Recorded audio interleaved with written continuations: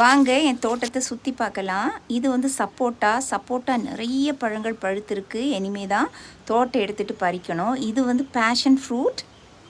ரீசெண்டாக பயங்கர காட்டில் இந்த செடி அப்படியே அருந்து கீழே விழுந்துருச்சு.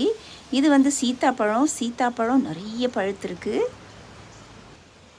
இது ரெண்டும் நல்லா பழுத்திருக்கு.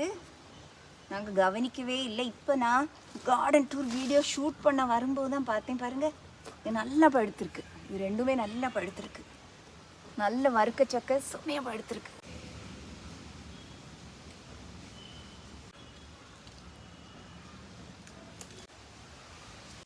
சக்கை பழத்தோட சீட்லேருந்து நிறைய குட்டி செடியை வேற முளைச்சிருக்கு. பக்கத்தில் நீங்கள் பார்க்குறது பைனாப்பிள் செடி. மாம்பழம் வேறு ஒன்று விழுந்து எனக்கு லக்கி ப்ரைஸ் மாதிரி கிடச்சிருச்சு. இது இன்னொரு சக்க மரம். அதுலேயே நீங்கள் பார்த்தீங்கன்னா 2 பழம் அப்படியே பழுத்திருக்கு. மேலாப்பில் பழங்கள் பழுத்து அப்படியே கனிஞ்சு அழுவியே நிற்குது மரத்தில். இதோ நீங்கள் இப்போ பார்க்குறது ஒரு அரிய வகை மாமரம், கோஷேரி மாமரம் அப்படின்னு சொல்லுவோம். இந்த மாங்காய் வந்து ஒரு 2 கிலோலாம் இருக்கும். நீங்கள் சைஸை பாருங்கள், மாங்காவை அப்படியே அசந்து போயிடுவீங்க.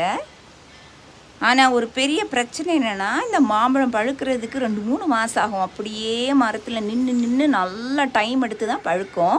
அதுக்கு முன்னால் பறித்தோன்னா வேஸ்ட்டாக போயிடும். ஆனால் பிக்கிலெல்லாம் வைக்கலாம் பச்சை மாங்காயை பறித்து. சரியான காற்றடிச்சிட்ருக்கு. அதனால் கார்டன் டூரை இதோடு நிறுத்திக்கிறேன்.